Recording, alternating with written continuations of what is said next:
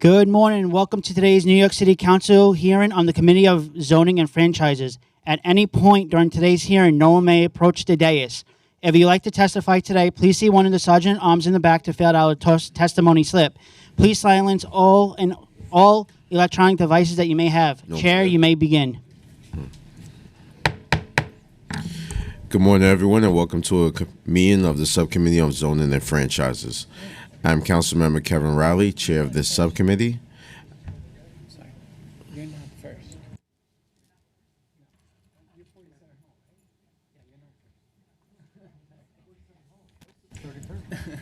Okay. I'm Councilmember Kevin Riley, Chair of this subcommittee. I'm joined today by Councilmember Salam, Carr, Hanks, Ressler, Majority Leader Farias, and online by Councilmember Abreu and Shulman. Today we are scheduled to hold 6 public hearings. The first one concerns a project known as the 347 Flushing Avenue to build a new commercial and community facility space and legalize residential uses in the existing building located in Councilmember Ressler's district. The second public hearing will address a development project known as 236 Gold Street to create a residential mixed-use building also located in Councilmember Ressler's district. The third hearing concerns a large mixed-use project known as the 47th Hall Street to be developed in Councilmember Hudson's district. The fourth hearing concerns a proposal known as the 42-11 30th Avenue rezoning, which seeks to build a residential mixed-use building in Councilmember Caban's district. And the last 2 hearings, we will hear 2 sidewalk cafe applications for restaurants located in Majority Leader Farias district and Councilmember Powers district. Before opening the hearing, I first will go over the hearing procedures.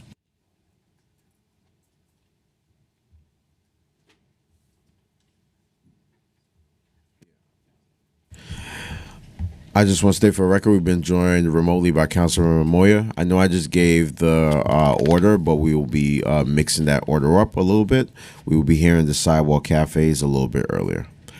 This meeting is being held in hybrid format. Members of the public who wish to testify may testify in person or through Zoom. Members of the public wishing to testify remotely may register by visiting the New York City Council's website at www.council.nyc.gov/landuse to sign up. And for those of you here in person, please see one of the sergeant at arms to prepare and submit a speaker's card. Members of the public may also view a live stream broadcast of this meeting at the council's website. When you are called to testify before the subcommittee, if joining remotely, you will remain muted until recognized by myself to speak. When you are recognized, your microphone will be unmuted. We will limit public testimony to 2 minutes per witness.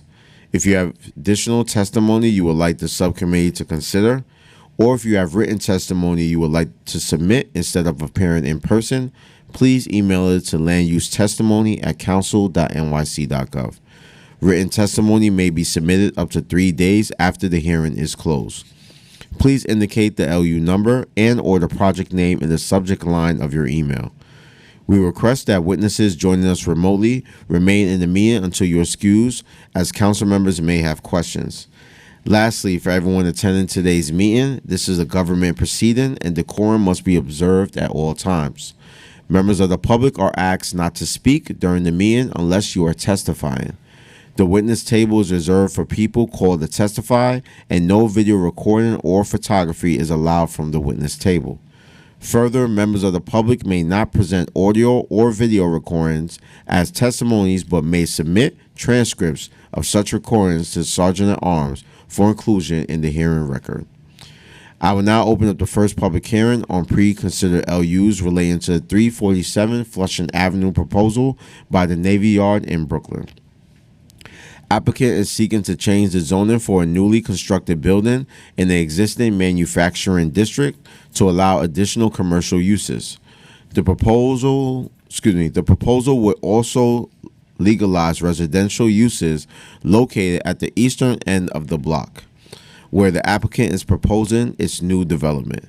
For anyone wishing to testify on this item remotely, if you have not already done so, you must register online by visiting the council's website at council.nyc.gov/landuse. For anyone with us in person, please see one of the sergeant at arms to submit a speaker's card. If you are filling out a speaker's card, please make sure to indicate whether you are testifying in favor or in opposition. As always, if you prefer to submit written testimony, you may do so by emailing it to landuseTestimony@council.nyc.gov. I would now like to give the floor to Councilmember Ressler to give opening remarks. Thanks so much, Chair Riley. I want to just first begin by thanking staff for their hard work on this, especially Lena and William from the Council Land Use Division and Angela from my team. We've had a number of constructive conversations with the applicant team from 347 Flushing. It's a bit of an unusual application in that this was a recently constructed building that they're looking to make some zoning changes on, but I've been very pleased by the progress that we're making together, and I'm hopeful that we'll be able to reach a positive outcome. So look forward to the presentation and questions today. Thank you very much. Thank you, Councilmember Ressler. I will now call the applicant panel for this proposal, which consists of Richard LaBelle, Amanda Iannotti, Kaved Saxena, Hamish Whitefield, Fayen Baden, Ben Apple, and Ephraim Hirsch. Council, please administer the affirmation. Could you please raise your right hand and state your name for a record? Richard Lobel of Sheldon Lobel. Ben Appel. Fayan Baton. And do we have anybody else online? Amanda and Amanda. Amanda. Iannotti. Hamish Whitefield. Okay. Bovit Saxena with Tiwalin. Thank you. Do you all swear to tell the truth and nothing but the truth in your testimony today in response to council member questions? We do. I do. Thank you. You may start. Thank you. For the viewing public, if you need an accessible version of this presentation, please send an email request to landusetestimony@council.nyc.gov. And now the applicant team may begin. I just ask that you please restate your name and organization for the record. You may begin. Thank you, Chair Riley. Richard Lobel of Sheldon Lobel PC with the applicant team representing 347 Flushing Avenue.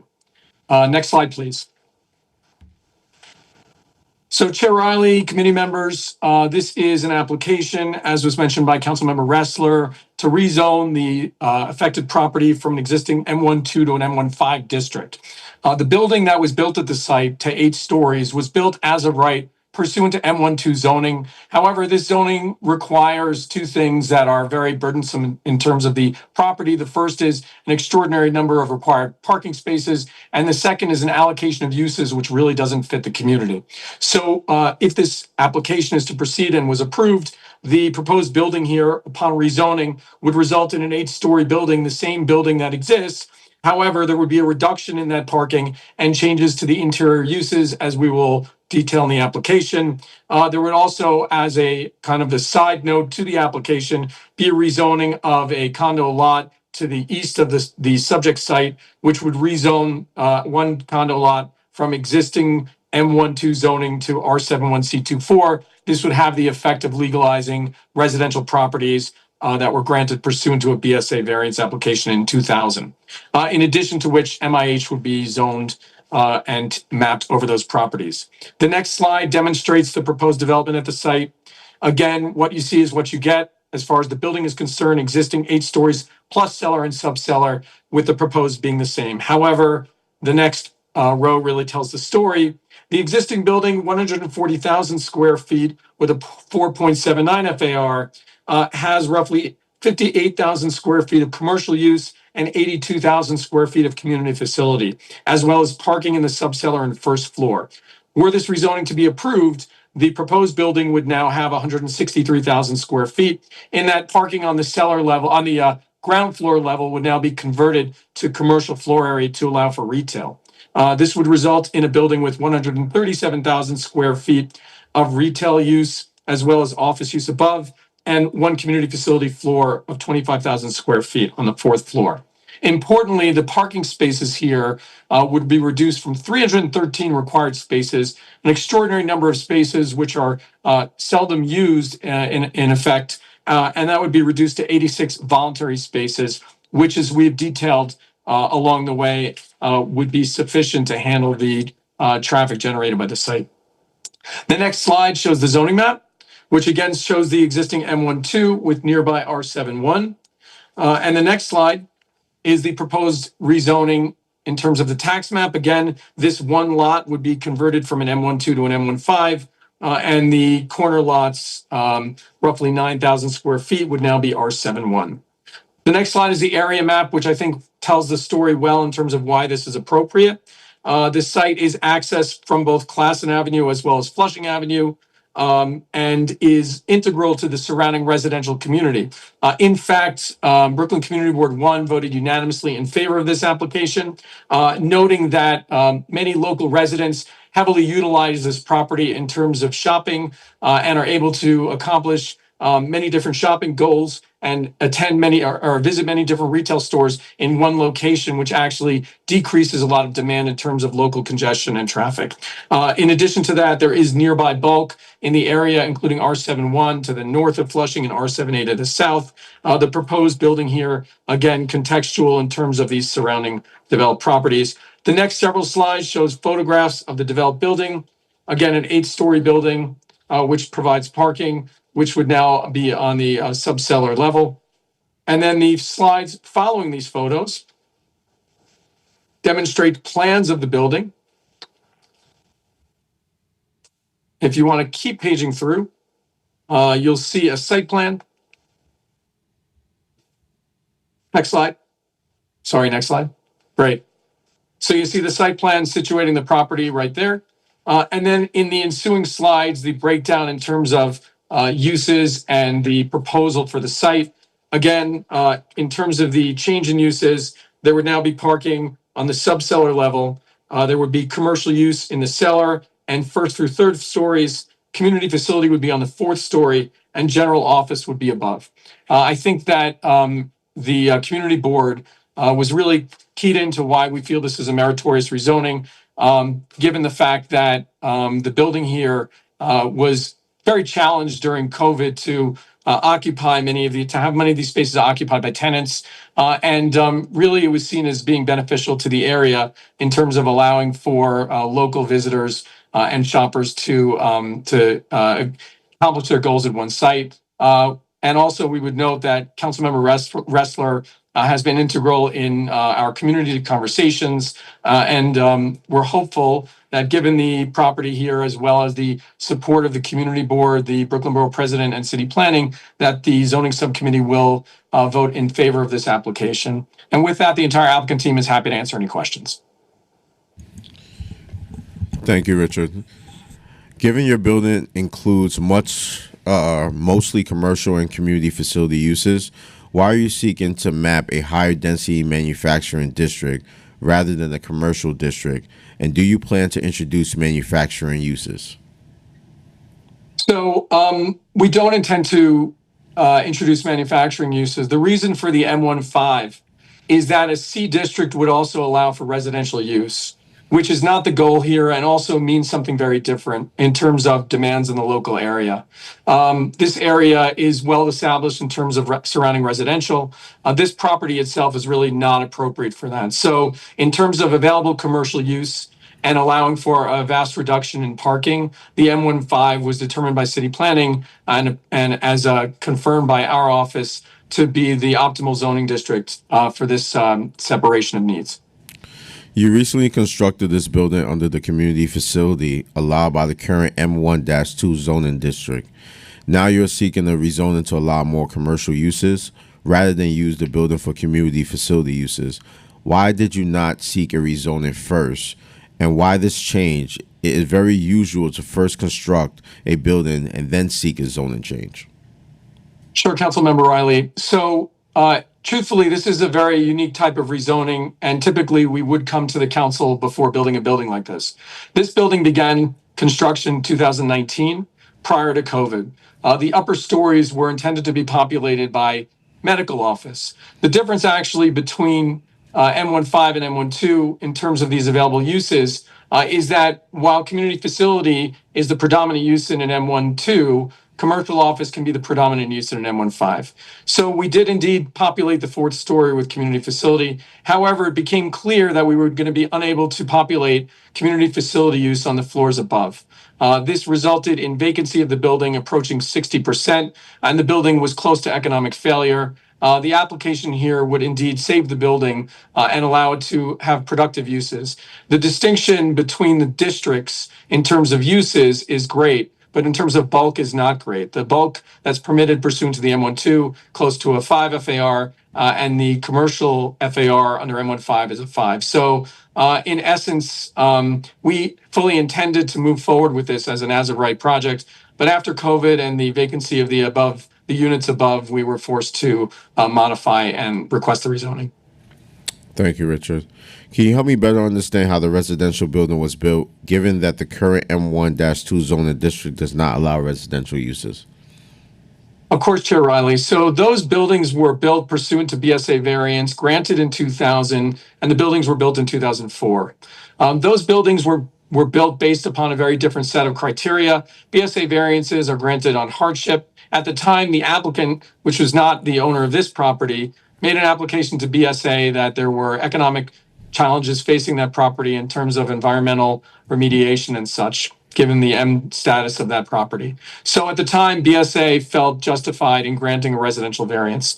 Now, obviously, we're in a much different atmosphere, and the R71 that's proposed for the property would allow for the legalization of these residential units, as well as the imposition of MIH. So to the extent that there was ever any new construction at the site, there would be required affordability. The buildings themselves would not gain any material development rights. Those would remain as residential uses, but very different type of application to go in for a BSA variance, which requires technical findings under 7221 of the zoning resolution, and a rezoning which seeks to change the actual zoning map to reflect proposed, or in this case, existing uses. Thank you, Richard. I have no more questions. I'm going to recognize Councilman Ressler for his questions. Thank you, Chair Riley. Really appreciate your leadership of this committee. Could you just break down for me, in the current zoning, what's the square footage designated for community facility versus in the new zoning, what's the square footage designated for community facility? Under the current zoning, council member, the community facility square footage would be roughly 82,000 square feet. Under the proposed zoning, that community facility use would be maintained on the 4th floor, resulting in roughly 25,700 square feet of community facility. So a difference of approximately 57,000 square feet? Correct. Okay. So, look, I'll say I have not yet been inside the building. I bike by, I walk by, many hundreds of times. I have heard from many neighbors how much they've enjoyed it and that they think that it's been a really positive addition to the community. So congratulations on that, and adding good new jobs, good new businesses, and the ODA facility is much needed. In a dream world for me, I would rather have 82,000 square feet of community facility space than 27,000 square feet of community facility space. I'd rather have more opportunities for more healthcare facilities, for more community-based organizations to be able to build out homes and build out office space, and be able to provide more quality childcare facilities and the like that really do meet the needs of the community. But when there's an opportunity for successful businesses to grow, when this is the only way to make the economics of the building work, we recognize it. But it is really important to me that with the community facility space that we have, that we do our best to really meet the needs of the community. I know that there have been some conversations that you all have been pursuing with local partners about potential leases, parking spaces, of office space. Could you provide any updates on those conversations? It doesn't move. Just move. I provided 6 parking spaces for a not-for-profit organization. I am in talks. I met yesterday. Can you turn on the mic for me, please? Or just a little closer to you. It's on. I think it's just a little. You can move it. It's not stuck. There you go. I provided 6 parking spaces for the community and not-for-profit organization that needed parking. I met yesterday with a different organization for food pantry possibility.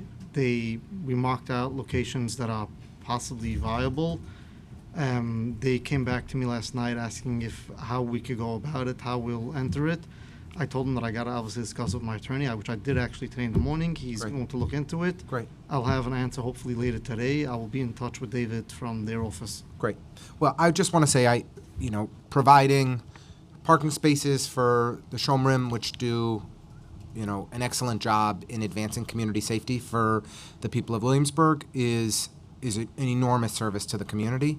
And the potential for a food pantry in Williamsburg would be a game changer. We do food distributions in the community, every major holiday, many Shabbos, for many Shabbases, but we don't have a food pantry of our own in the neighborhood of real scale. And so the opportunity to potentially provide those solutions in your building, in addition to the other good things that are happening there, I think, would be just really wonderful achievements for the community. And I really want to thank you for pursuing those conversations with urgency and being open to helping to make those things happen.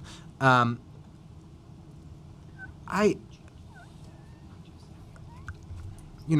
be honest, I'm pretty happy. I really just want to make sure those things work out. I really appreciate the way that you've approached this.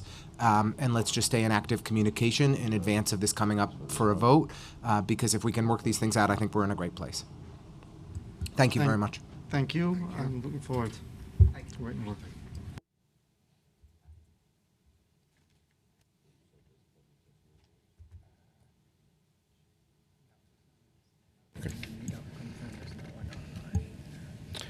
Thank you. The panel is not excused. Thank you so much. Council, there's no public testimony for this item, correct?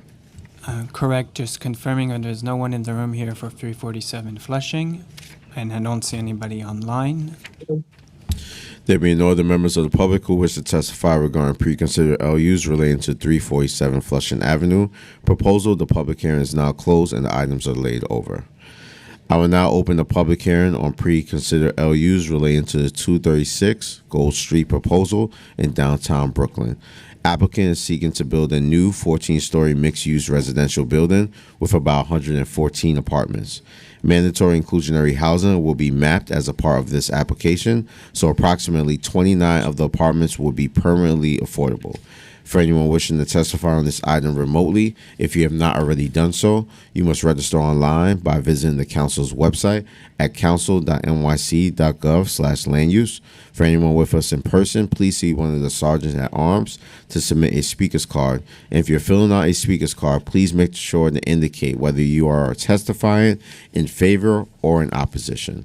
Councilmember Ressler, do you have any remarks for this project? Thank you, Chair Riley. 20 years ago, there was a rezoning of this area, the Bridge Plaza area, that has generated thousands of units of, I don't know the exact number, but I would confidently say thousands of units of housing toward Tillery, toward Prince, and along this stretch of Gold Street. And, this is an area appropriate for density. I'm really pleased that our community was able to facilitate that rezoning back in 2003. This site is on the border between the denser part of the area that was rezoned and the kind of row houses of Concord and Duffield.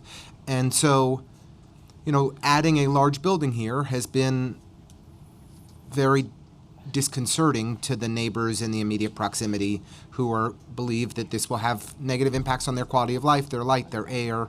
We recognize we're in a housing crisis, and 22 years is a long time since the rezoning, and it's a perfectly reasonable thing for us to revisit it and reconsider more density here.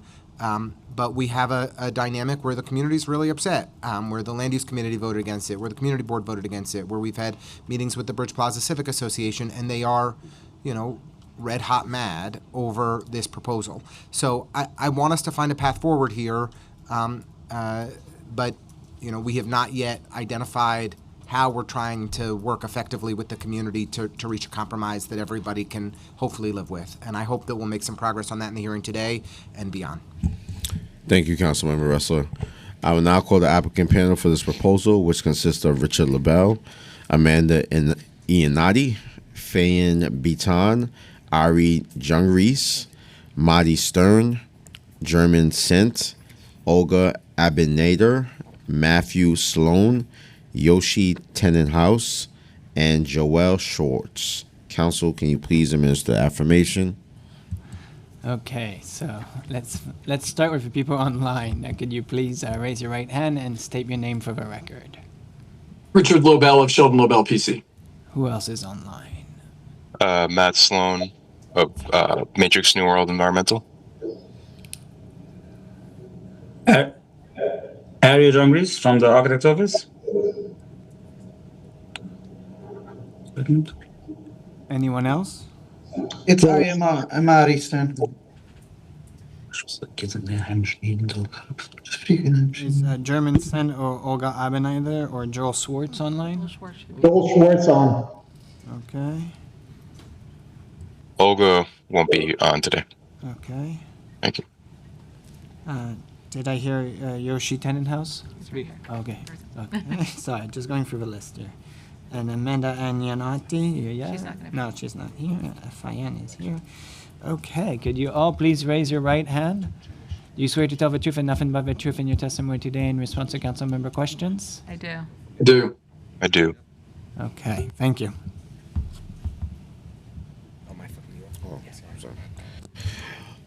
The applicant team may begin. I just ask that you please reinstate your name and organization for the record. You may begin. Thank you, Chair Riley, committee members, Richard Lobel of Sheldon Lobel PC for the 236 Gold Street rezoning. Next slide, please. Next slide. So this is a rezoning, as was mentioned by Councilmember Ressler, to rezone the subject parcels, 4 parcels, totaling roughly 11,000 square feet of lot area from an existing R6B to a C62A zoning district, as well as to require affordable housing in the form of mandatory inclusionary housing. This action would result in the development of a new 14-story, roughly 79,000 square foot building with mixed-use residential and commercial. This development would provide roughly 114 dwelling units, of which 29 dwelling units would be permanently affordable. As was suggested by Councilmember Ressler, this is a work in progress and has involved much discussion in terms of community conversations and otherwise. The vote by Community Board 2 was a split vote against, with 2/3 against, but a third in favor of the rezoning, many speaking in terms of the requirement and the need for additional residential units and particularly affordable housing. So we do hope to come to some sort of agreement and a path forward and appreciate the councilmember Ressler's work on this. Next slide, please. So as you can see from the zoning map, this is in an existing R6B district, which is adjacent to C62 district, which resulted in 13 and 14-story buildings immediately adjacent and across from the site, as well as a C64 district to the south, which has resulted in buildings of 30 to 40 stories. And so when we look at this site and we look at the zoning in the area, we do see that despite the fact that there is an R6B district affecting the site, this was zoned in 2003, and that was 22 years ago. And needs evolve, and the community and certain community stakeholders have talked to us about the fact that they do want to see this and do want to see housing with affordability here. As we go through the slides, we'll just demonstrate that there are conditions at the site which, regardless of rezonings in prior years, make this currently very favorably inclined toward a proposed C62A. The next slide is a tax map, which shows that the C62A would be adjacent to a C62 district. This is a condition which is sought by city planning and rezoning applications, the opportunity to take an existing district and to stretch it to cover a proposed rezoning area. The C62 here is actually a non-contextual district, meaning that there's no height cap on that district. You're able to keep going up in terms of floor area as long as you have required setbacks. The C62A, a contextual district, which would max the building out at that 145 feet or 14-story number. The next slide is the area map, which we think really tells the story well in terms of why this rezoning makes sense. This area, in terms of the Gold Street area and the immediate area, first fronts on a wide street, allowing for good site access. The street system in the area provides for healthy bus access to the site. And in terms of being transit rich, the area has roughly 4 subway stations and more than 12 subway lines within 0.6 miles of the site. This is a transit rich area. the opportunity here to take a site which is undeveloped and currently vacant, which would provide, which would not cause any displacement of residents on this site, and to provide housing here on a transit-rich area on a site with no prior development or no development currently is really a rare opportunity to produce this number of units and this type of affordability. So again, we are happy that at least a portion of the community board found that this was an appropriate site and that we do have votes in favor from the Brooklyn Borough President as well as city planning. The next several sites also tell the story in terms of the next several maps and photos tell the story in terms of why this is appropriate. One can see the 13-story building, which would be immediately adjacent to the site, as well as tall buildings in and around the site. The next page shows the 13-story building across from the site.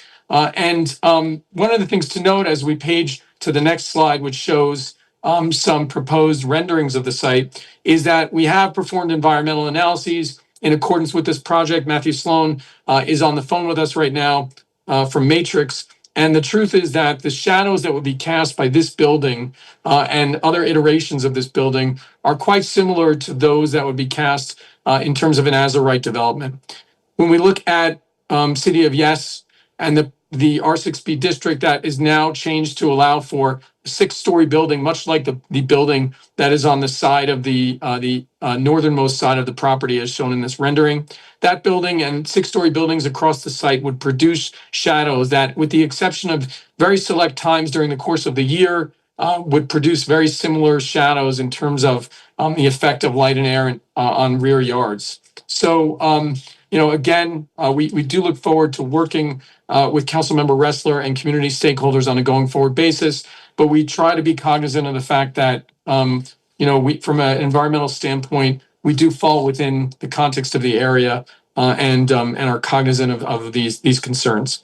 The remaining slides, if you want to page through, show proposed layouts in terms of both commercial ground floor use, accessory space, and above that residential space, a mix of bedroom units, studios, 1s and 2s throughout the property.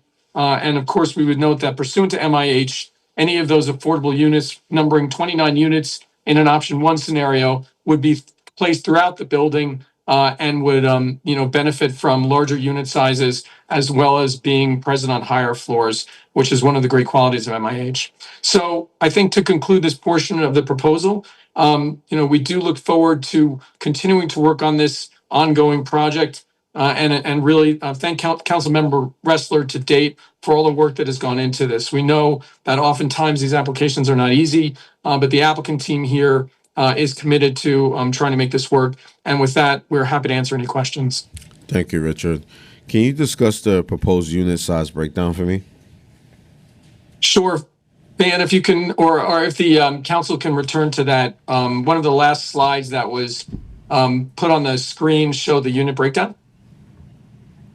But in the absence of that, currently there's studios that would number roughly 43 units, 1 bedrooms at 30 units, and 2 bedrooms at 41 units, which would result in 114 units. Again, 41 2 bedrooms would mean that greater than a third of the building would be 2-bedroom units.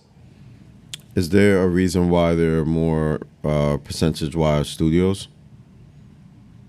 I can leave that for the architect to discuss. I think it has to do with the proposed depth of the building and layouts, but I know the architect is on as well. Maybe if he wants to address momentarily the studio unit breakdown. Hi, my name is Arya. I'm from the architect's office. So there is the bedroom mix is really depends on the site. This is an infill site and not a corner site, which allows typically less frontage. So it may result more studios, but it was a standard analysis. You said less funded. What was that? Less funded? Less windows. I'm saying it's less. It's less windows. It's an infill site versus a corner building, where you can sometimes have a result of more 2 bedrooms. Well, this is a typical unit mix. Okay. I just always on the record, Richard, you know how I feel about studios. I always want to propose, one bedrooms. I think they're more livable situations for everyday New Yorkers. So just always going to put that on the record. So if there's any way that if we do approve this, you guys think about proposing some more 1 bedrooms or 2 bedrooms, I think that would be more ideal. That's doable. Thank you. Doable. Do you have a tenant in mind for your commercial uses? No, the conversation to date has just been to allow for a local retail, perhaps a food store or other use to service the building and surrounding residents. But beyond that, there have not been any definitive discussions, given the fact that we are in ULURP and don't really have a definitive building yet. Okay. And why are you proposing to map a commercial district for a building that is primarily a residential building rather than just mapping a commercial overlay district? Sure, Chair Riley. So in these conversations with city planning, I think there's 2 things which go on. The first is that they take a look at the existing sites around the area and zoning districts. And here we have a C62 immediately adjacent. So from a contextual standpoint, it allows us to really extend that C62 in the form of a contextual C62A and to immediately provide context to that proposed zoning district. The second is that city planning, given the transportation in the area and potential future development, looks to potential additional commercial at the site. So while we are in ULURP and we do have a proposed design, we do know that plans can change, and to the extent that, for example, more commercial or office was sought at the site, city planning thought it was appropriate for now or in the future for this to be a C62A. It's an appropriate district given the abundance of transportation in the area, as well as the potential for larger commercial FARs on a site of this nature. So I think it was just a view towards the future of the site, and even if this applicant wasn't to build residential, what potentially could happen decades from now.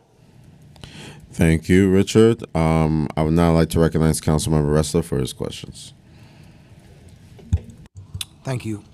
Thank you, Chair Riley.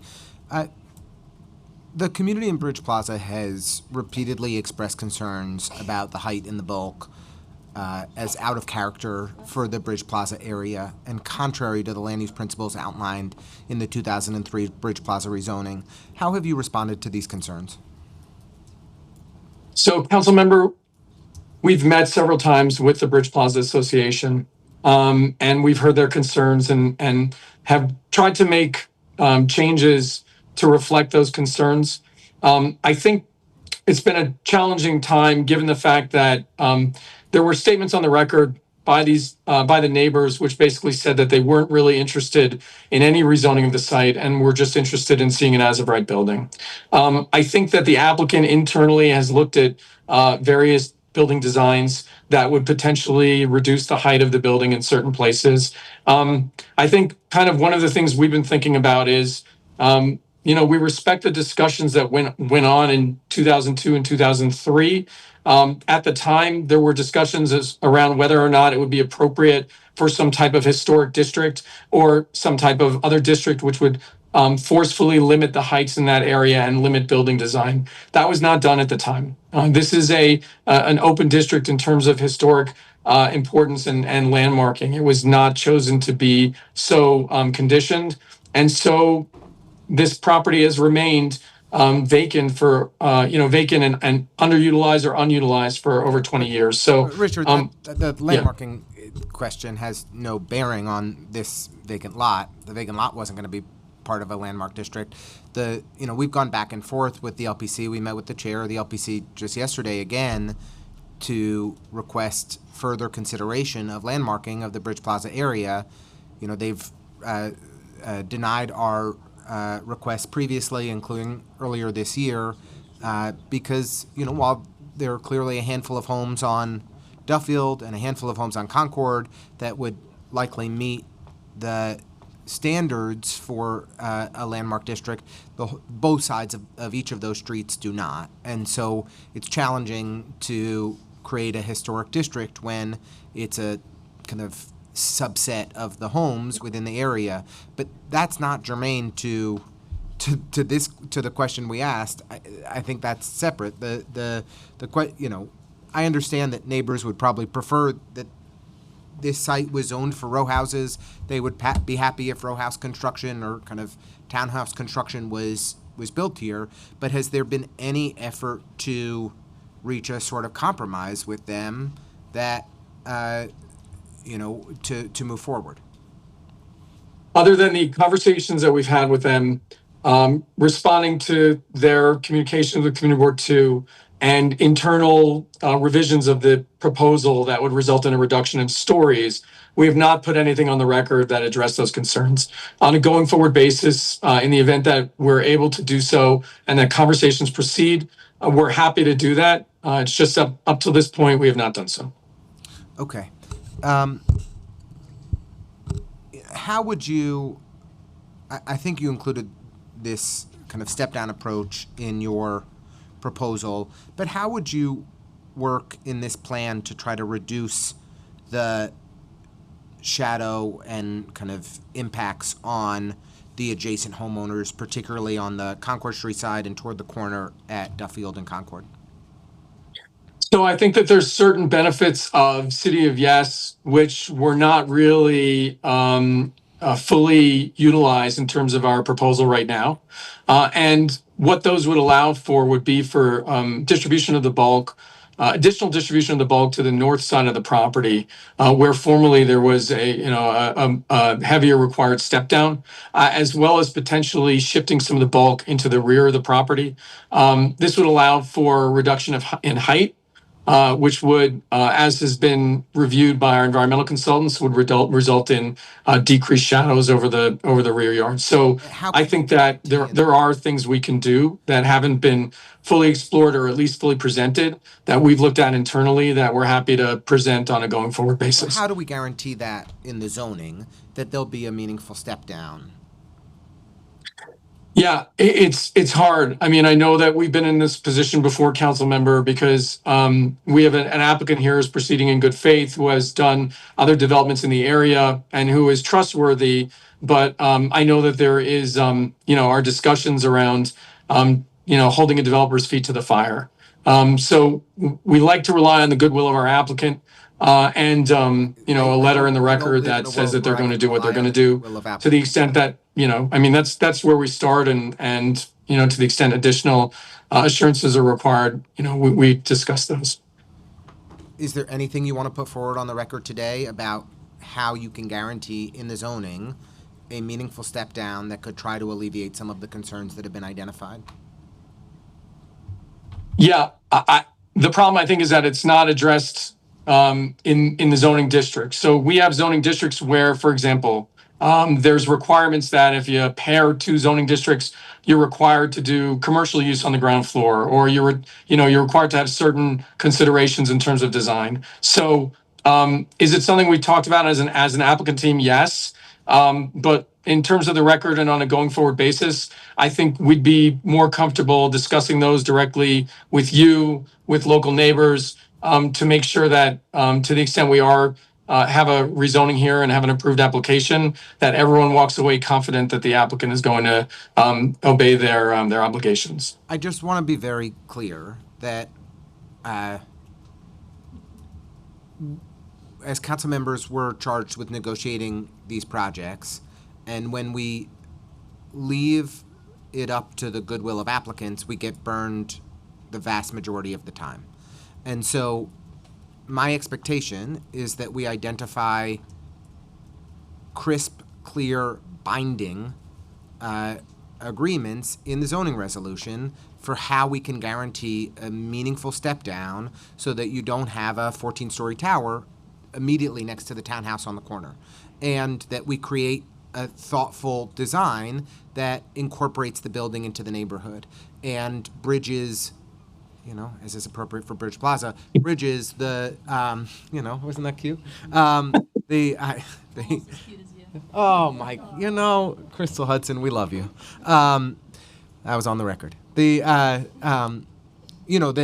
bridges the larger buildings to the townhouses. And so I have ideas and suggestions for how we can require this, but I just wanted to one more time give you an opportunity to present any proposals that you have for how you could achieve that step down more effectively.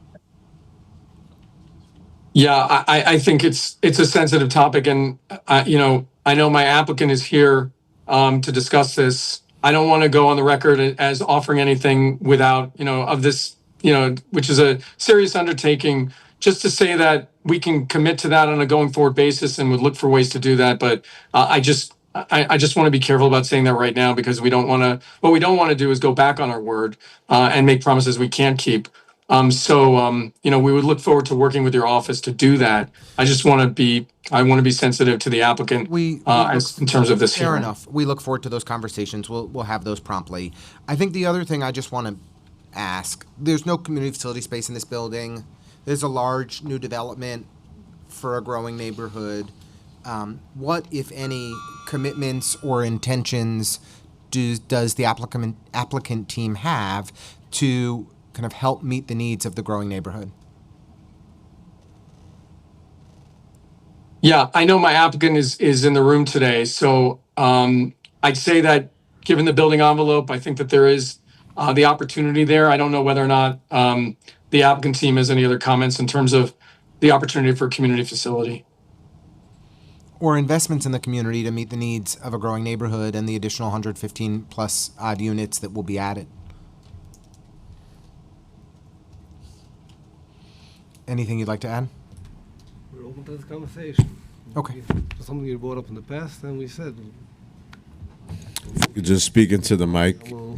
Thank you. we'll try to accommodate. Okay. We'll do our best to try and identify solutions that can work for all of the parties involved. I would just, one other question. There's in Councilmember Hudson's district, which is just across the street from here, is a beloved church, Church of the Open Door. Have you all been in conversation with the church through this rezoning process? No. Not that I know of. Okay. Well, we would like to help build that relationship, and I'm sure maybe in partnership with Councilmember Hudson, figure out ways in which the community at the church and community at Farragut Houses more broadly can benefit from and be a part of the conversation here as well. So we'll look forward to discussing how we can incorporate into the zoning resolution an effective step down for this project, talking about community investments that can meet the needs of our growing neighborhood, and working to build a relationship with Church of the Open Door and figuring out if perhaps there are opportunities. There's a real focus in that church on entrepreneurialism, and perhaps there are opportunities in the commercial space for a partnership with the church that could create good jobs for the community and economic opportunity for people in the neighborhood who would benefit most. So would welcome the chance to work together on each of those fronts. I hope that we can get to a yes here. I do think that this is a great opportunity for us to build housing. I want us to do it in such a way that we're bringing people together and trying to make reasonable compromises to make this work as well as it can for the neighborhood. I'm good. Thank you, Councilmember Ressler. There being no more questions, this applicant panel is now excused. I will now go to online testimony. 1 second. I will now go to online testimony and would now like to recognize William Vinicombe and Harold Waltrus. We'll start first with William. William, if you can hear me, please unmute and you may begin.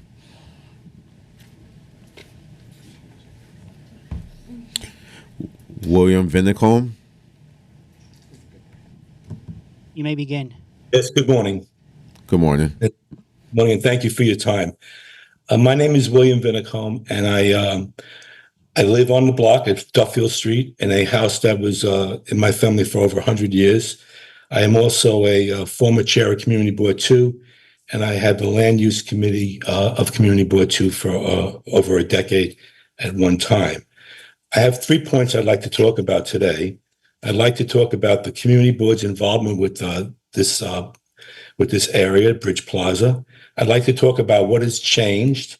And the last thing I'd like to talk about is the precedent that this may set for the future.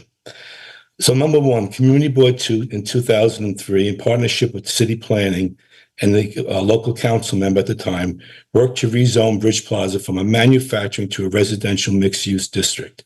The intent of the 2003 rezoning was to encourage a mix of high and low-rise residential development while preserving the neighborhood's historic low-scale character, including buildings over 200 years old. In March of this year, the board reviewed and rejected the proposed change before you today to that plan, reaffirming the original zoning with fresh consideration and renewed support. It also specifically rejected developers' attempt to spot zone a single building, an approach that undermines the broader community planning process. My second point is what has changed. Throughout this process, we've heard people say, well, it's 22 years ago and things have changed. Well, what has changed? What has changed is there's been hundreds of new apartments built in the area, including affordable housing under the current zoning. New buildings have been built, all in compliance with the R6B zoning, preserving the intended scale and character established in 2003. That's changed. The zoning is delivering exactly what it was designed to do in 2003, which many of us that had worked on that Thank you. originally. Your time expired. William, you can wrap up your third point. Okay, my third point is that the most important one is that the precedent that this may set for the future. We talked about getting 29 affordable housing units out of this, which I understand with that it goes with the City of Yes program. But basically, the future of the area would be open to chipping away at this due to the fact that once this is done, other developers can come along and use this as a precedent set to do other zoning areas within the Bridge Plaza area, and which would erase the historical character of Bridge Plaza. Thank you for your time. Thank you, William. Next, we'll hear from Harold Watris. Harold, if you can hear me, please unmute, and you may begin. You may begin.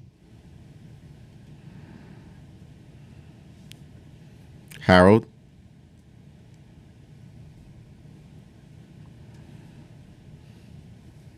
Hello, can you hear me? Yes, we can hear you. Okay, may I start? Yes, you may start. My wife and I are the owners of a unit in 35 Duffield, which adjoins the site. So before we purchased the unit, the building was under construction, and we did a thorough investigation of what the rights are of all the properties in the block. In particular, the vacant lot, which we were going to be looking at. And as well documented, the 2003 rezoning involved a lot of communication, contact, and decision was made with thorough thought. The developer bought this property knowing that the permissible zoning only allowed for 4-story building. This developer is simply seeking to profit from changing the zoning to a 14-story building without providing parking, which is currently not allowed, or to our detriment. Noise parking would be detrimental to us. We would be looking into a 145-foot wall immediately adjacent to our yard. All 3 of our bedrooms would be looking at this 140-foot wall.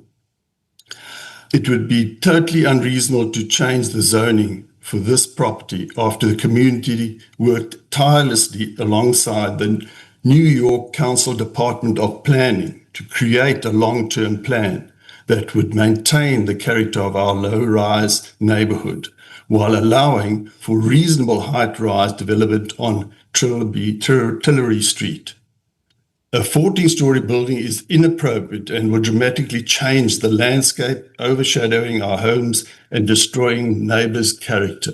If the developer cannot guarantee downscaling the proposal, surely the proposal should be refused. Your time expired. For these reasons, I ask you not to support the rezoning and turn it down. Thank you. Okay. Thank you so much. Councilmember Ressler. Thanks, Chair Riley. Mr. Vinicombe, just a question for you. I totally hear you on the concern that this could set a troubling precedent. But this site, unlike, I think, the rest of the area, is a vacant lot. The zoning for the other sites at R6B currently would, without a rezoning, there'd be no incentive to tear buildings down and to rebuild.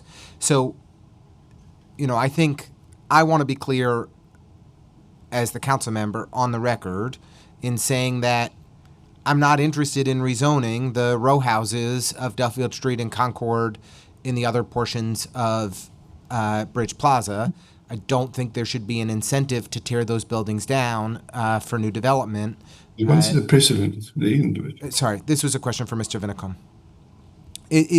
Do you have any further thoughts there or anything you'd like to expand upon that? Yes. Well, thank you. And thank you for your question.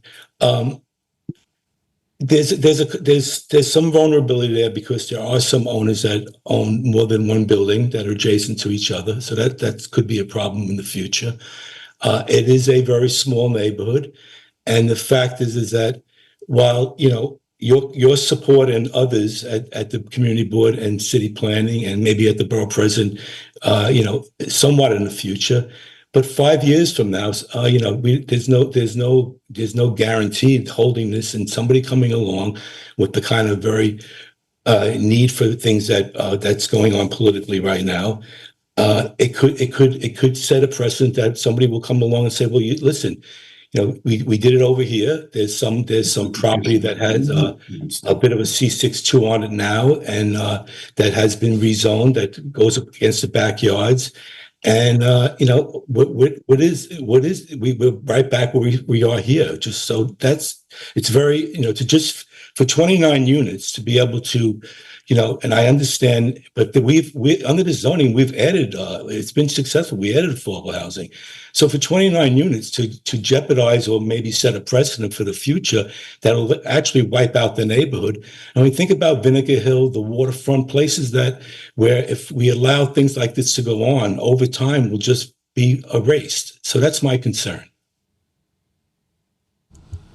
Yeah, look, I appreciate the sentiment. I think that I do think that there's a distinction between an empty lot and a built neighborhood and the likelihood for rezoning, but I do think that it's worth taking a look at the existing zoning for the row house block of the neighborhood, and if there are any further restrictions that we want to place there to try to protect the housing stock if landmark designation or creation of a landmark district is not viable. So I think it's something that we should continue to explore, but appreciate the testimony from both of you today, and thank you for making the time. Yeah, and thank you for your involvement in this. I appreciate that.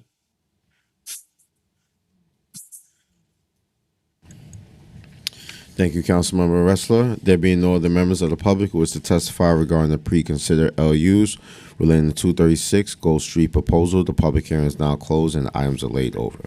There is another person that.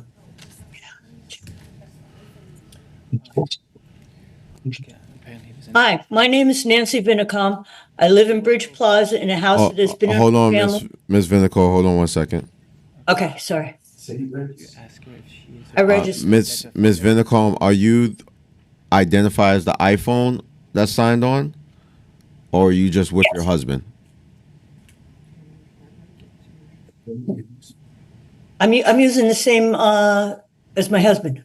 Did she sign up? Did you sign up? Yes, I did. This morning. Okay, go ahead, Ms. Vinicom. Go ahead. Okay. I live in Bridge Plaza in a house that has been in our family for over 100 years. The site at 236 Gold Street was once home to 3-story residences lost during the Robert Moses era when Bridge Plaza endured upheaval. Eminent domain, the BQE, the widening of Gold Street, these all reshaped our neighborhood. Bridge Plaza holds some of Brooklyn's oldest row houses built in early to mid-19th century. These homes tell the story of Brooklyn's working class history, housing dock workers, artisans, and naval officers who helped make the Navy Yard a national powerhouse. Their architecture, ranging from Federal to Greek Revival and Italianate, is a rare glimpse into Brooklyn before industrialization took hold. New construction located on Duffield Street and Concord Street is excellent examples that tastefully conform to R6B zoning and enhances the neighborhood while reflecting the historic character of the surrounding existing structures. The zoning changes approved in 2003 by Community Board 2, the Planning Commission have successfully stimulated new development while preserving the neighborhood's historic low-rise character. The rezoning proposal that is before us today disregards that vision. For these reasons, I urge you to oppose this rezoning, and I thank you. Thank you. There being no other members of the public who wish to testify regarding preconsidered LUs relating to the 236 Gold Street proposal, the public hearing is now closed and the items are laid over. Before you go to the next hearing, can you, somebody,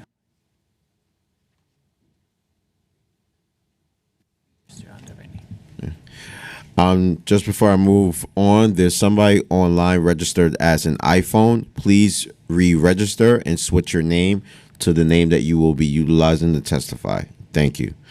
I will now open up the public hearing regarding the Sidewalk Cafe application by Aho Oregano Restaurant located along White Plains Road by the Parkchester Development.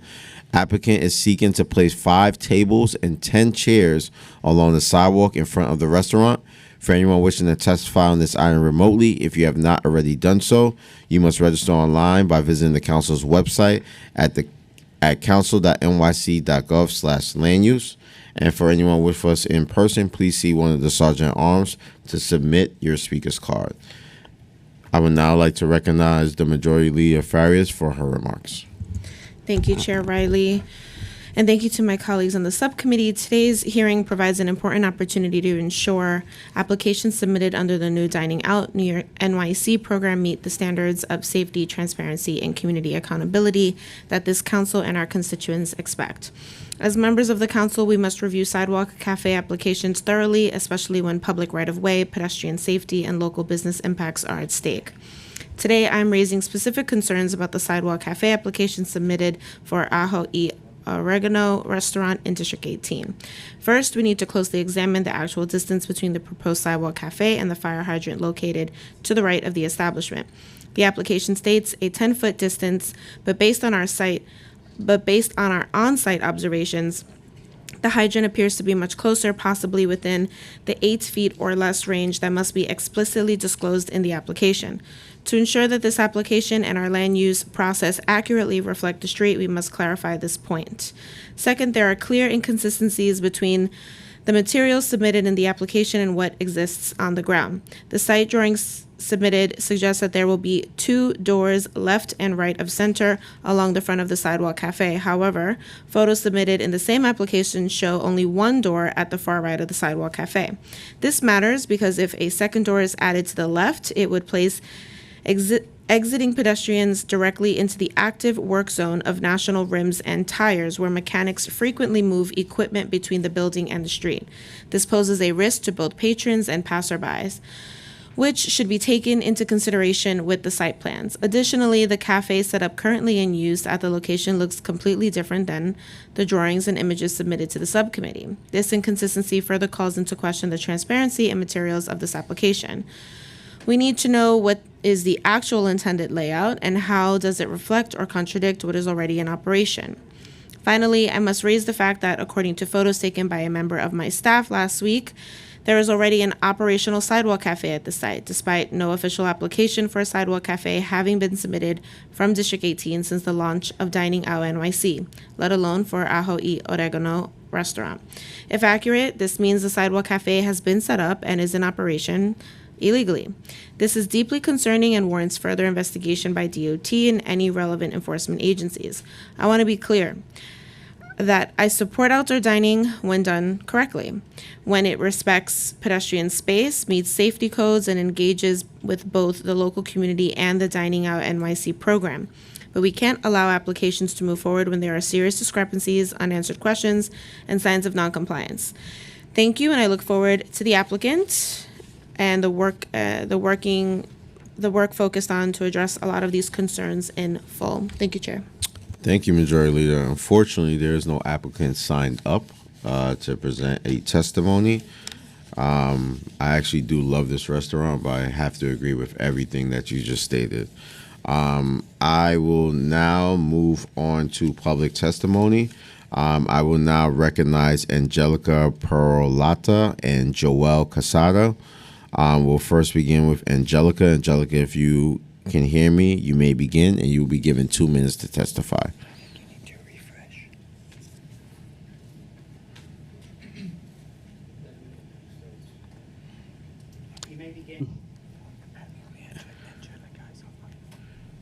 Good morning to all chair members. Does everyone hear me? Yes, we hear you, Angelica.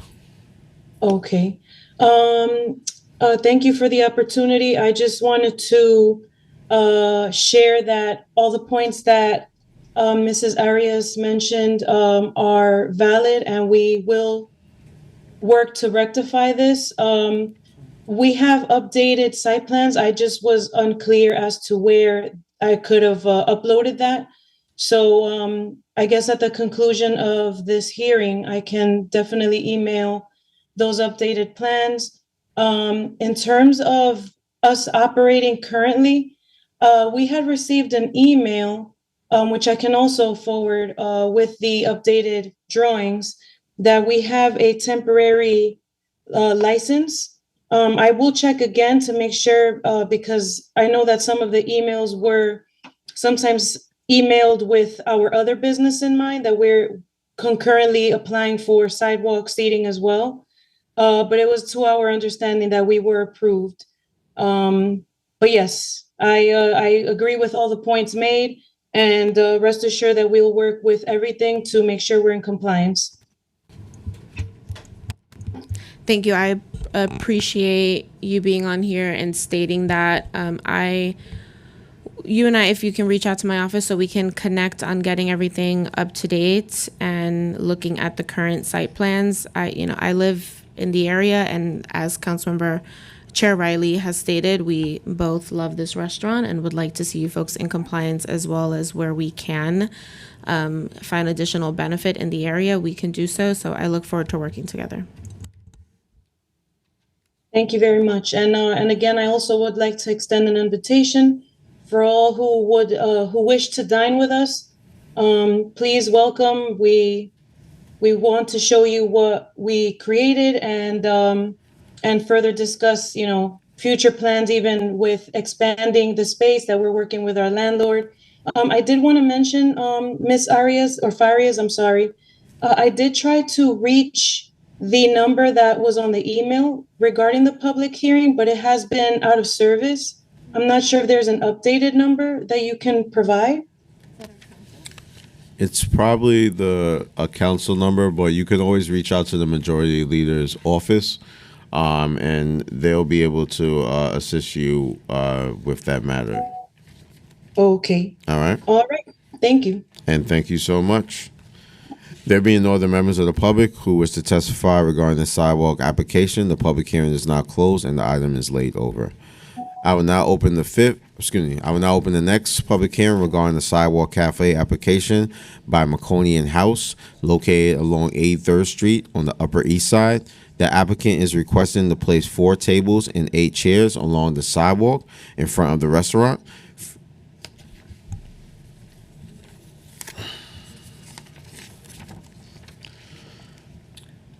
Okay.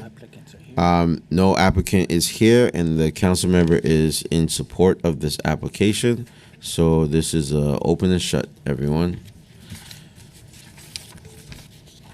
There being no members of the public who wish to testify regarding the sidewalk application by the Maconian Houses, the public hearing is now closed and the item is laid over. I will now open the next pre-considered LU relating to the 47 Hall Street proposal. It's your turn now. Our proposal, also located next to the Brooklyn Navy Yard. The applicant is seeking to create a new mixed-use development that will include approximately 611 apartments, commercial space, and manufacturing space.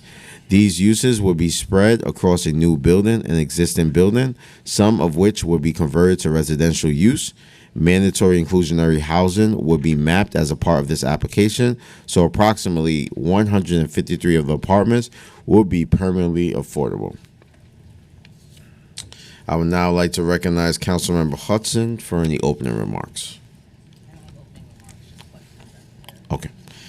I will now call the applicant panel for this proposal, which consists of Jeffrey Nelson, Haida Hintz, and Carol Rosenthal. Council, can you please administer the affirmation? Could you please raise your right hand and state your name for the record? Jeffrey Nelson. Heidi Singh. Carol Rosenthal. Thank you. Do you swear to tell the truth and nothing but the truth in your testimony today and in your in response to council member questions? Yes.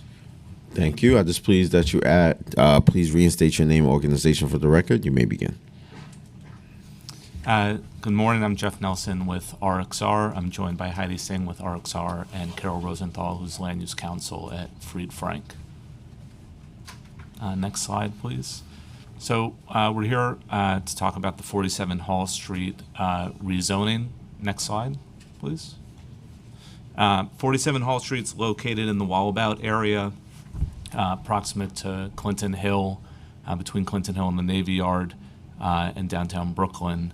The site, if we zoom in on the next slide, is located between Ryerson and Hall Streets, Park Ave, and Flushing.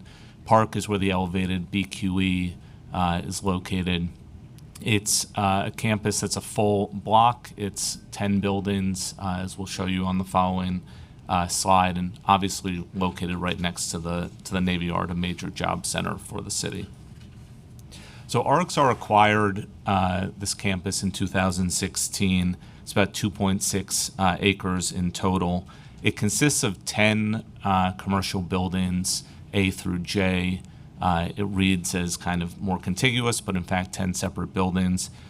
We put about $100 million in capital improvements into the campus in 2019 with the expectation that this would be a commercial office campus and attract, tech and creative firms to this area. COVID hit, and as a result, the office market has changed quite dramatically in Brooklyn. So the campus has been largely vacant since that renovation occurred. Today it is 100% vacant across all 10 buildings. And as a result of the challenges, RXR began looking at ways to reposition the campus to bring more of a mixed-use character to the block. So we're here pursuing a rezoning, which Heidi and Carol will go into, to bring both a residential use as well as ongoing commercial uses to the site. I'll now turn it over to Heidi, who'll talk about the campus. Next slide, please.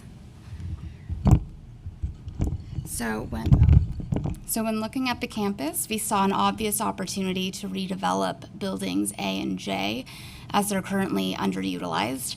So our plan is to demolish those two buildings along with the surface parking and create a new residential building with frontage along Flushing Avenue.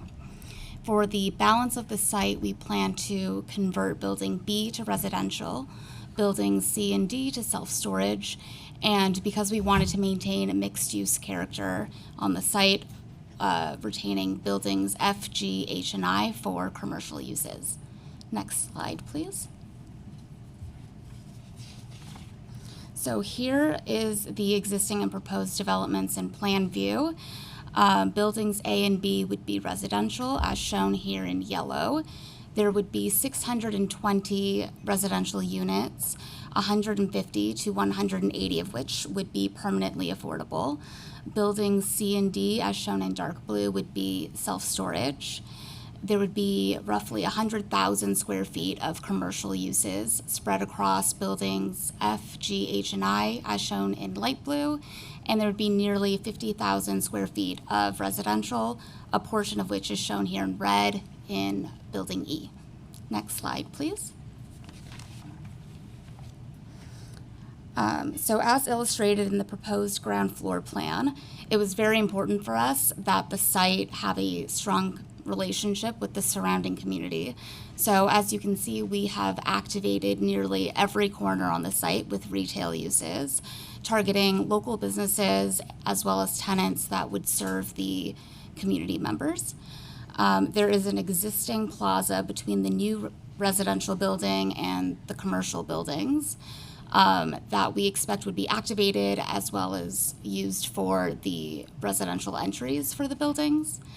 And although the City of Yes waived parking, we do expect there to be some demand from the residential tenants.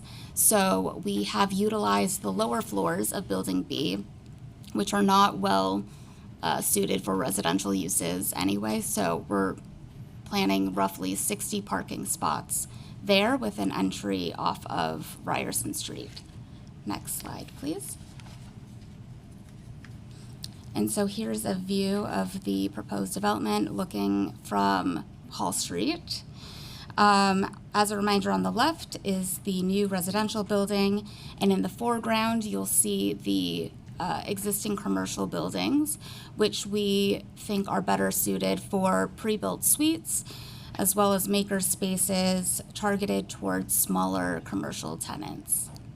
And next, I'll hand it off to Carol, who will speak to you more about our proposed zoning actions. Good afternoon, Chair Riley and subcommittee members and Council Member Hudson. The application today is for two actions. The first is for a rezoning, which I'll talk about a little bit more in a moment.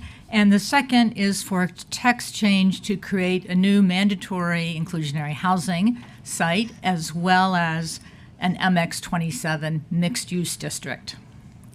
As you can tell, the site, which is in red on the map, is located between the Brooklyn Navy Yard, which is zoned entirely manufacturing, and has a master plan for an excess of 4.6 million square feet of manufacturing space. To the other side is the an entirely residential district, which is shown in the orange. And 5 blocks from this is also what was the Navy Green district, which is also in orange and is also residential. There are 3 parks nearby. There's the Commodore John Berry Park, Washington Hall Park, and Steuben Playground, 2 blocks to the east of our site. Notwithstanding the current manufacturing designation of our site, it is in fact existing mixed use. There's everything in that manufacturing area across from the Navy Yard, from cold storage to residential lofts, utility uses, retail, a hotel, offices, garages, a number of vacancies, and warehouses. So if we go to the next slide, we'll go into specifics about the requested rezoning. The current M1 was put in place in 1961, and in order to create the mixed-use community that Heidi noted, our application would retain an area of the block for an M1 district, M15. This covers the 5 smaller buildings facing Hall Street, which would be for makerspace and other commercial uses. Around that is an M16A district paired with an R8 district. And in that district, there would be the residential new building, residential conversion, and commercial buildings as well. So that's the proposal for the rezoning, and happy to answer any questions. I think we have some more. Jeff's going to tie it up, and then we are prepared to answer any questions. Yep. So the next slide shows you just a perspective looking down Flushing from the corner of Ryerson and Flushing, with a new building on the right, the residential conversion on the left with the entrance to the garage. You can see the corner retail activating this corner as well, and improvements along the sidewalk as well. So on the next slide, please. Just to summarize the project benefits, over 600 units of new housing to be delivered in this area, including 150 to 180 permanently affordable housing, permanently affordable units. Significant number of construction and permanent jobs. So those permanent jobs primarily located in the office serving areas of the campus, and community serving retail to activate the corridor, primarily along Hall Street and along Flushing. Thank you, and happy to take any questions. Thank you so much. When did the applicant acquire the properties on this block? 2016. The borough president disapproved of this project, citing concerns of the loss of manufacturing area, lack of affordability, the self-storage use, and the concerns around streetscapes and urban design. How do you plan to respond to these concerns? So as mentioned in the presentation, we invested a significant amount of capital seeking to repurpose this campus for both office uses as well as light manufacturing. Given the proximity of the Navy Yard and the subsidized rents there, it proved very challenging, particularly post-COVID, to find tenants, and the physical characteristics of the building are also challenging with respect to manufacturing uses. We actually had the Navy Yard come through, Greenport Manufacturing and Design Center come through to look at the spaces. None of them seemed to think that they were very viable. And so manufacturing really didn't, in a sense, pan out. So that's a manufacturing piece. With respect to comments about affordability, we noted that the community board felt strongly about selecting MIH option 1 for our new building. That's something that we committed to. We still believe, with respect to the conversion, we'd like the flexibility to pursue either MIH option 1 or 2. That's a request that we have in front of Councilmember Hudson today. But we do think it's important, to be delivering units at lower AMIs, such as option 1 can deliver. Thank you. Self-storage facilities. I know within the area there's about 4 within a quarter mile. Can you explain why you have a self-storage facility on this mixed-use campus, even though that area is overly saturated with them? Yeah, so self-storage is an as-of-right use permitted here today. That was has been the plan for that area of the campus for some time now. The buildings C and D are proximate to the BQE, so less desirable from a residential or commercial standpoint. That said, we've heard this comment from the community board, the borough president, and conversations regarding the use of those buildings. I think the benefit of self-storage as a use is that the leases tend to be shorter term, 5 to 10 years, and so to the extent that an expiration comes up, we'll be seriously looking at how we might repurpose those buildings in the future. Residential could be delivered there. The final point I'd make on is just 600 plus units is a significant number to deliver and absorb in this area, and so there is consideration around kind of the timing of the delivery. So we think self-storage makes sense at building C and D, in the short term. Can you discuss the proposed unit size breakdown? Say again? Can you discuss the proposed unit size breakdown? Sure. So it's a mix of studios 1s and 2s in the new building and in the conversion. Similar to one of the comments the applicant made in a prior presentation, the conversion has larger units in particular, and the depths of the floor plate and windows lend themselves more to studios and 1s, though those are much larger, units by square footage. How many studios do you have? It's less than half of the units. We're still planning the overall layout, but the majority of the units will be 1s and 2s, and then studios, are less than half of the units. Thank you. And could you state again when the residential units are projected to be available? 2030. Yeah, 2030 is the build year for the project. Thank you. I would now like to recognize Councilmember Hudson for a line of question. Thank you so much, Chair Riley, and good afternoon. You've addressed this a little bit already, and I know some of my questions might be a little repetitive to Chair Riley's, so I'll try to rephrase some of them. But both Community Board 2 and Brooklyn Borough President Reynoso have expressed concerns about the level of affordability. Can you just share details about the plans for affordability specifically at this development? So the new building, what we call Building A, and this was a conversation at the community board regarding the MIH option. We've committed to MIH option 1, which delivers 60% AMI units, 25% of units at 60% blended AMI. With respect to the conversion, we continue to assess option 1 versus option 2. with obviously varying degrees of affordability. And the reason for that is making these conversions work under the abatement program and dovetailing it with MIH is a somewhat more complicated exercise. So we've sought that flexibility from the council. And so just for the record, option one, 25% at an average of 60%. 60%. Area median income would include 10% of the units at 40%. At 40%, exactly. Thank you. Can you speak to what environmental sustainability features you plan to include in the building design? Sure. So we're targeting a minimum of LEED silver, and to the extent that we can exceed that, we will. 8 of the 10 buildings will be preserved, which comprises roughly 87% of the existing floor area. And so that will be adaptive reuse, which has a considerably lower embodied carbon footprint as compared to new construction, as you don't have to create new building materials, transport.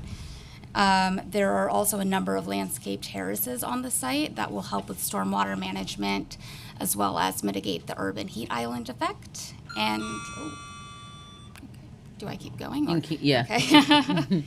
And we also plan to have EV charging stations in the parking garage and have all-electric HVAC and hot water systems. Okay, great. Thank you. And have you had any conversations with the Navy Yard about the proposed mix of uses on the site and its relationship to Navy Yard businesses and future activation? We have a good relationship with the Navy Yard. We have had conversations with them over time. Our hope is that that commercial space on the Hall Street side, about 100,000 square feet, could provide opportunities for Navy Yard businesses. We haven't seen that to date, but we continue, kind of hope that that space is properly set up. The other thing I'd mention is with respect to kind of workforce training and thinking about local job training, that is something that we're going to continue to talk to the Navy Yard about because they have obviously deep experience working with the local community on that front. Thank you. And can you just go over the plan for Building E again? It's retail space? Yeah, that's a smaller building on the corner Right. of Park and Hall. So it's a single story kind of retail. And that's existing today. Okay. And then lastly, if this rezoning were not approved, what would happen to this site? We have, that's in our EAS. We have, the plan would be to have what is currently the most viable use, which is mini storage and storage on the site. And as described in our environmental reviews, that would be in existing buildings, except for buildings, the building A, which would have to be torn down and rebuilt for storage. So basically, the entire site would be used for... With the exception of the buildings, the smaller buildings facing Hall Street, those would continue to be, we continue to look for maker space and, manufacturing and commercial for those buildings. Okay, so storage and manufacturing. Makers, whatever the market. Like small will, office, They're like small office, not major, large-scale manufacturing. Okay. Thank you. Thank you, Chair. Thank you, Councilmember Hudson. There being no more questions, this panel is now excused. Thank you so much for your testimony. I'll now switch to public testimony, and we'll start first with Dina, Mark, and Sarah.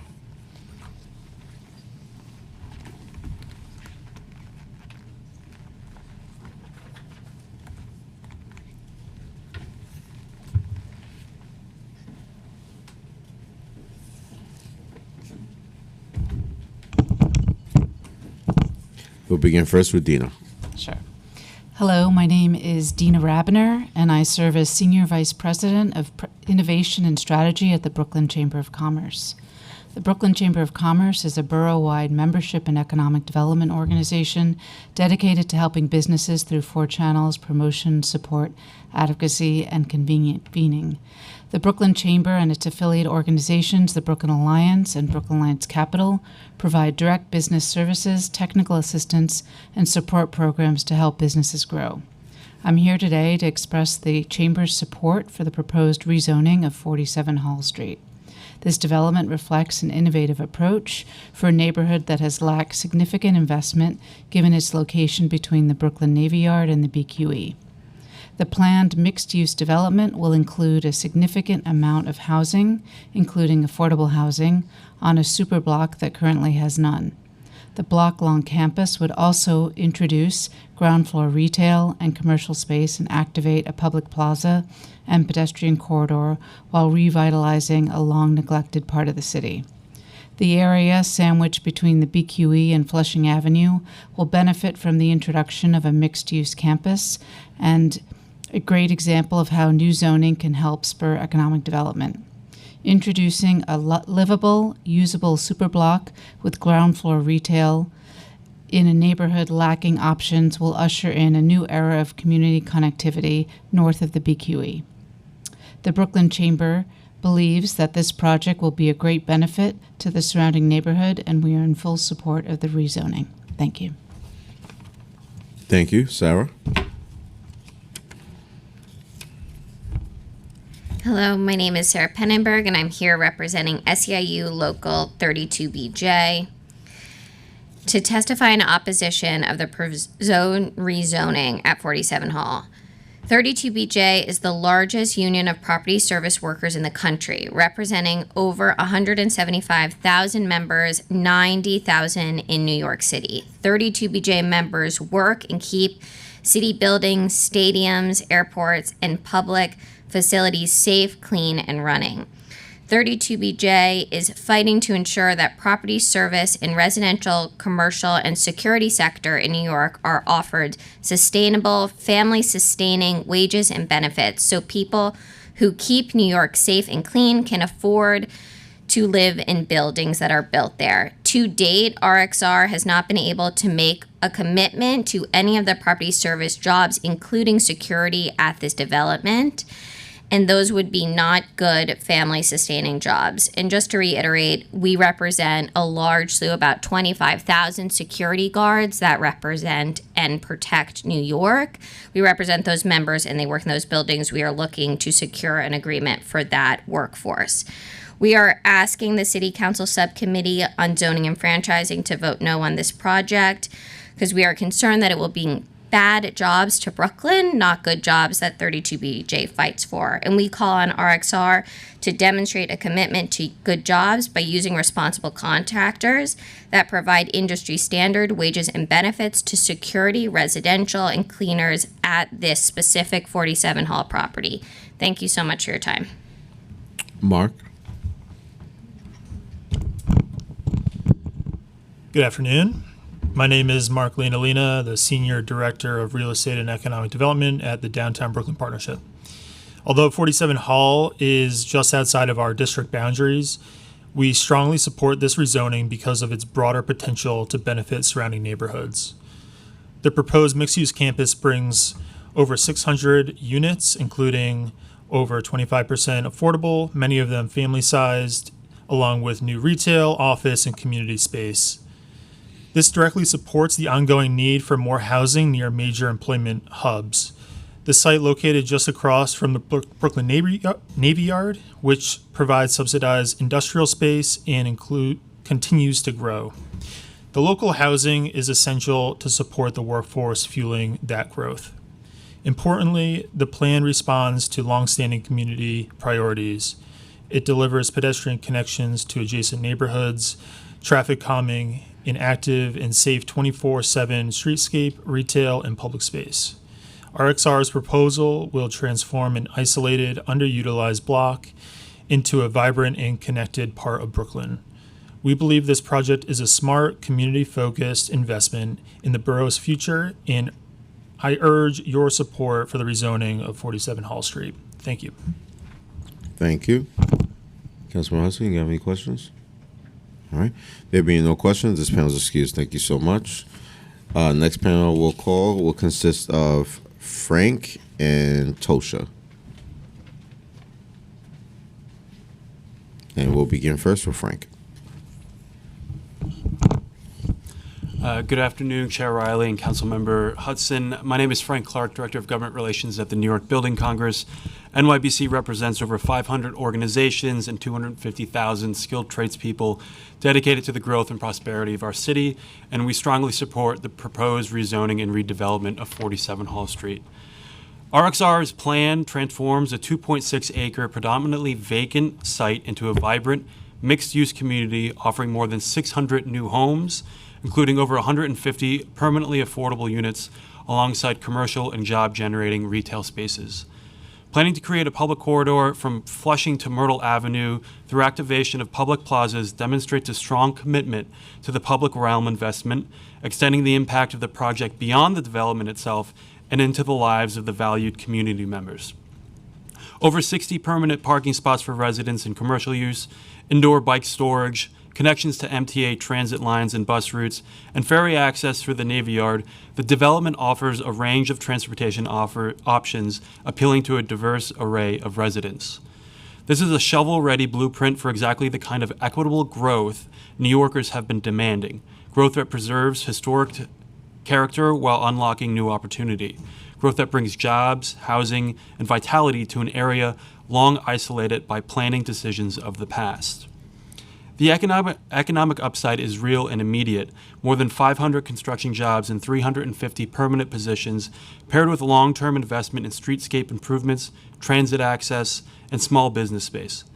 And with family-sized units and a layout focused on community connection, this project meets the moment with genuine livability.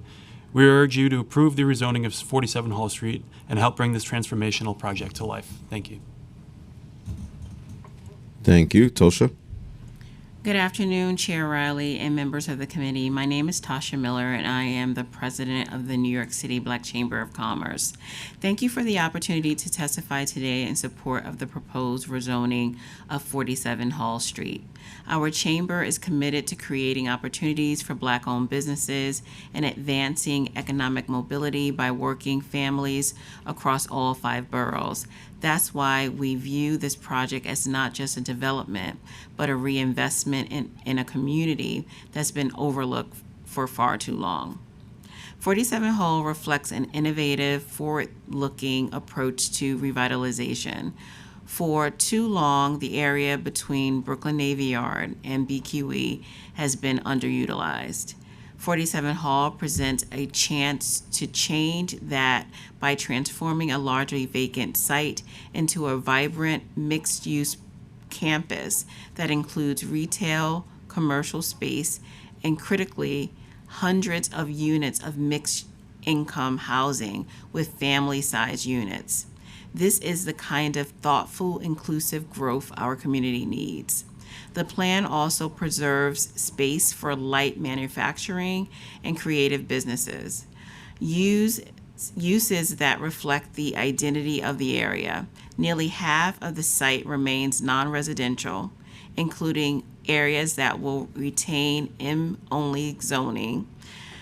The balance ensures we're meeting today housing needs while still supporting small business and makers. Without this rezoning, the site could default to as-of-right storage, an outcome that serves no one.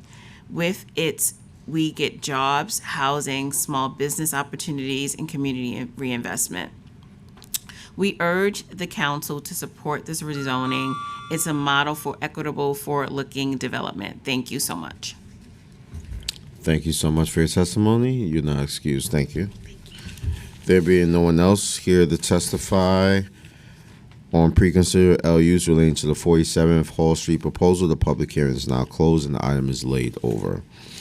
I will now open the last hearing on preconsidered LUs relating to 42-11 30th Avenue proposal located in Astoria, Queens.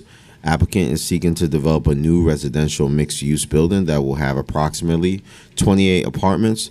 Mandatory inclusionary housing will be mapped as a part of this application, so approximately 7 of the apartments will be permanently affordable. I would now like to call up the applicant panel for this proposal, which consists of Joseph Sabero and Manny Russell. Council, can you please administer the affirmation?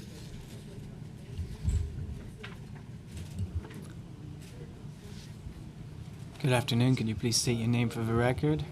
Good afternoon. Good afternoon, Joseph Sabaro from Ackerman LLP. I'm not joined by Manny Russell today, couldn't make it, so. No problem, Joseph. Thank you. Could you please raise your right hand? Sure. Do you swear to tell the truth and nothing but the truth in your testimony today and in response to yes and no questions? I do. Thank you. Thank you, Joseph. You may just reinstate your name and organization for the record. You may begin. Good afternoon, Chair Riley, committee members. Joseph Sabaro from Ackerman LLP. We represent the applicant, CG Stone Realty LLC, in this rezoning action. CG Stone, next slide, please. CG Stone Realty operates the Key Food grocery store at 4211 30th Avenue in Astoria. The applicant is seeking a zoning map amendment from an R5 C12 to an R6A C24 and changing the R5 C12 to R5 generally along the north side of 30th Avenue between 42nd and 43rd Street. The applicant is also proposing a zoning text amendment to establish a mandatory inclusionary housing area with MIH option 1. This will facilitate the enlargement of the existing grocery store, existing one-story grocery store into a 5-story mixed residential commercial building. These actions will enable the applicant to continue to operate their grocery store business and remain competitive in the market for years to come. This project will also provide for new affordable housing in Astoria on a wide street in a transit-oriented area. Next slide, please. So here we have a zoning change map. This zoning change map shows the proposed rezoning area outlined with the black dotted lines to the right, mapping the R6A C24 zoning district. It encompasses lots 1, 2, part of 39, 40, 41, 44, 45, 47, and 48. That's 9 lots in total. R5 C12 zones allow for residential uses and have a maximum FAR of 2.0 for residential. Unfortunately, the district's low permitted FAR significantly restricts the applicant's ability to expand on the site. The proposed rezoning to R6A C24 will increase the permitted residential floor area to 3.9 FAR and continue to allow for commercial uses. Next slide, please. So here we have a land use map. The development site is outlined with a dashed red line and the rezoning area in black. The development site includes 2 adjacent lots at the corner of 43rd Street and 30th Avenue. That's lots 41 and 44. Lot 41 is presently occupied by the grocery store, and the adjacent lot 44 is vacant land, both controlled by the applicant. The rezoning area encompasses the southern portion of Block 698 and is between 30th Avenue to the south and 28th Avenue to the north.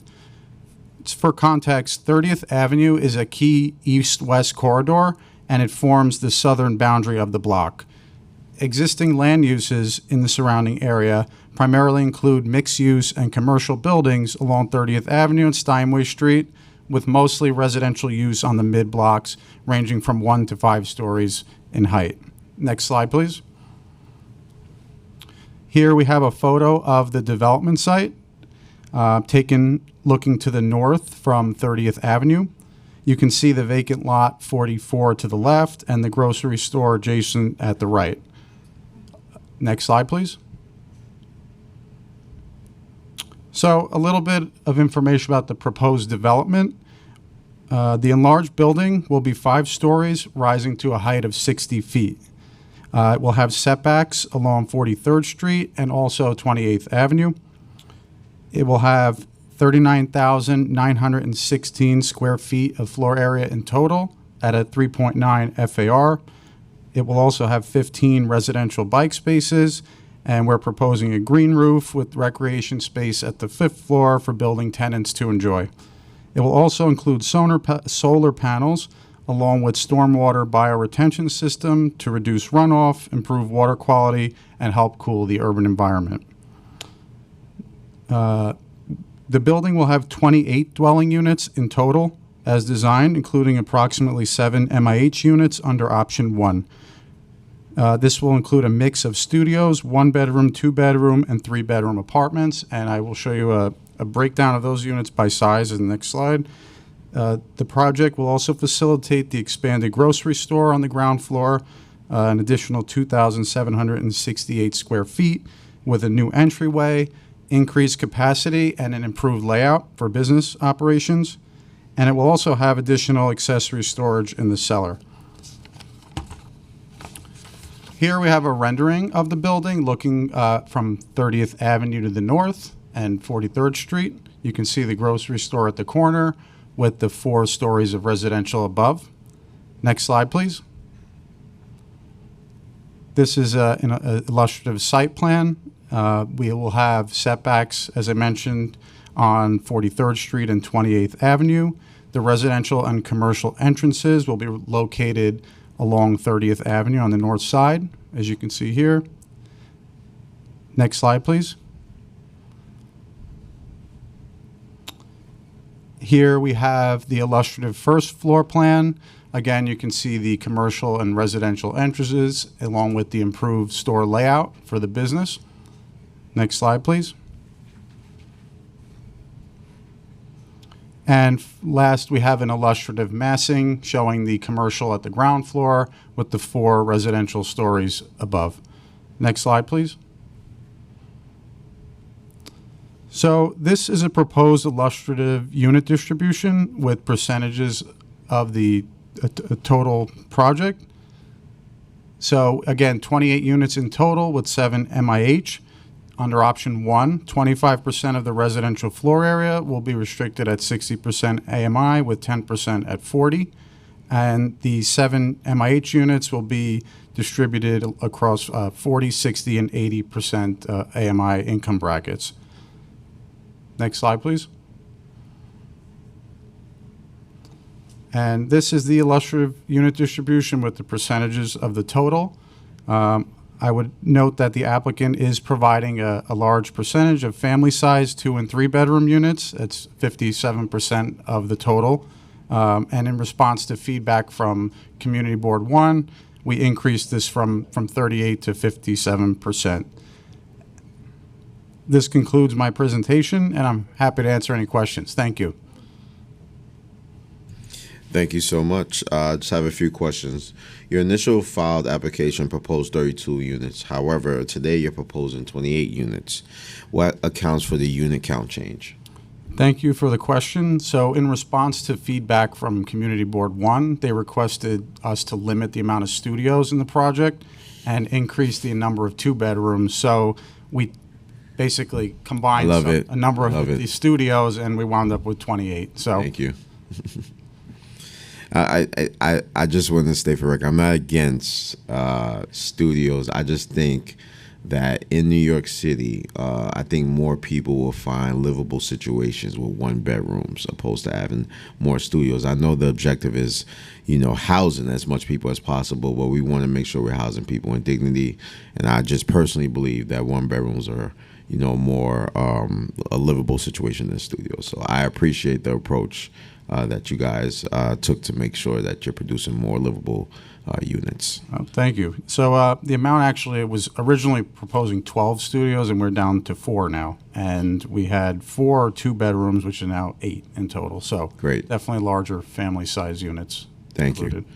The building you are proposing is only 5 stories, which is much shorter than the allowed maximum height of 95 feet under the R6A zoning district you are requesting.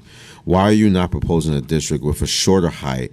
And is the community okay with the building that is potentially 9 and not 5 stories high?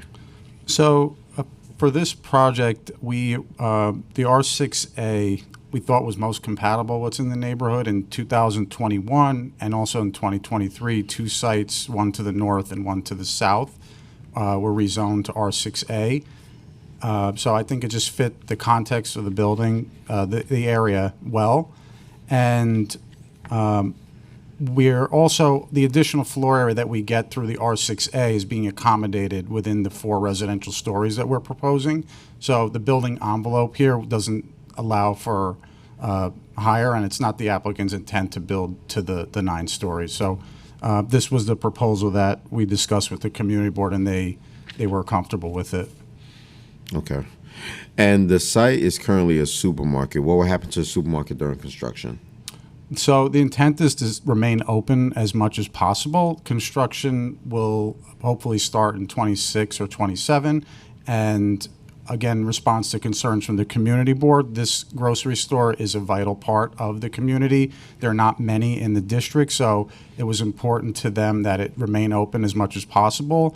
So the construction will be in 2 phases. Phase 1 is the horizontal enlargement of the grocery store, where they'll put the steel beams in. Phase 2 will be the vertical enlargement of the building. And the goal is to just remain open as much as possible and to do construction work during non-operating hours of the grocery store business. So I think as the project progresses, we can provide further updates once we have the work permits and what that looks like in terms of scheduling. Thank you. There being no more questions, you're now excused. Thank you so much. Thank you. Okay. There being no members of the public who wish to testify regarding the pre-considered LUs relating to the 42-11 30th Avenue proposal, the public hearing is now closed and the item is laid over. That concludes today's business. I would like to thank the members of the public, my colleagues, subcommittee council, land use and other council staff, and the Sergeant at Arms for participating in today's meeting. This meeting is hereby adjourned. Thank you.